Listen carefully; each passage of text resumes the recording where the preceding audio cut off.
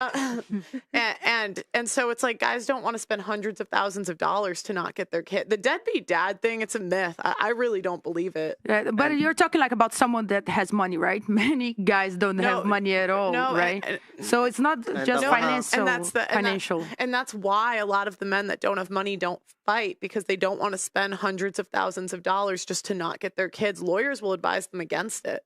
And another thing I want to add, because you asked something, a question, is depends who is the woman, for example, and why is the reason we get divorced, who is the woman, and then I will also decide if I want to fight or not. Because as a father, which I'm not, but thinking, I would like the best for the kid, So if the mother was capable and it was potentially my fault or some her fault, but she's still capable of being a mother, I wouldn't really fight, Make sense? It's hard work. It's hard work looking after kids. But if she was a good woman, then you would let the kids stay with her? I would, in any case, let the kids stay with her, unless it's a really good reason not to. Well, and the point is they don't have a choice. Women get custody 90% of the time. They do not have a choice.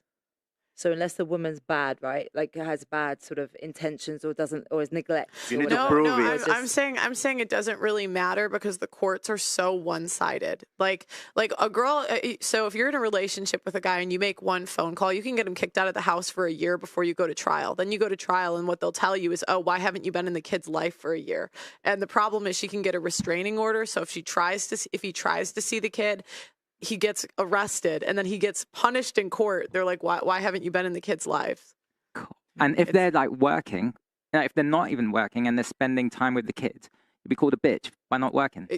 It's so funny because we want men that protect and provide. And then if they do it, they're punished in court. It's like they can't win. That is true. It's very hard. Because then they'll say, oh, she spent more time with the kid. But if they cared about the kid, why wouldn't they go off of the statistics? That single father homes go fare better than single mother homes. Men really, really suffer, in these situations, and women don't really understand it, but they have a really difficult time. I'm not saying from experience, but from what I see, it's like women have a lot of control nowadays in Western society when it comes to this matter. And in the UK, you get a free lawyer if you accuse a guy of abuse. If he's been arrested, you get a free lawyer. So women have like incentive to accuse men of abuse. And you can kind of see what's real and what's not by looking at who has pressed criminal charges, and it's less than 10%. The lawyer still works for the government. He doesn't privately work for you unless you pay him. Ooh. What? The lawyer works... Like he's a solicitor. He's a public defender. Yeah. Like they say in the States. He doesn't work for you in your favor. So he'll go based off jurors, And the other issue too is their number one client is from the women's shelters. So if they win too many cases for the men, it kind of backfires because then they don't get clients from the women's shelters. It's like a whole money. It's really crazy. I'm doing a whole documentary on it. It's so insane. In comparison to like UK and US.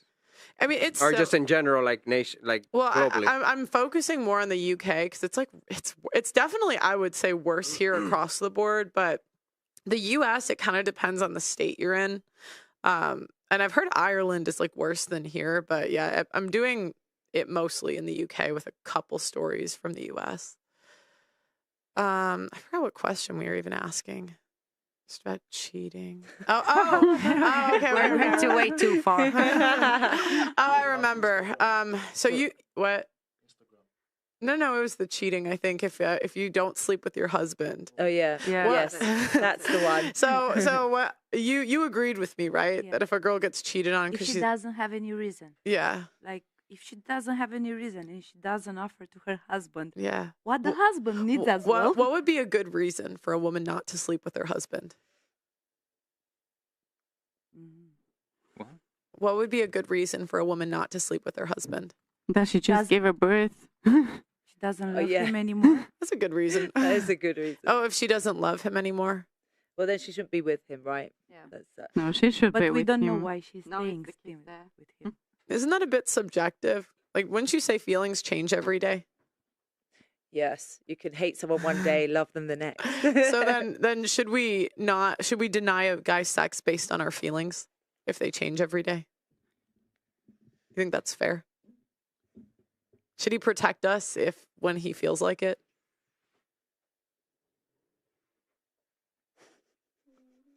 Why so quiet? I don't know. I'm just asking.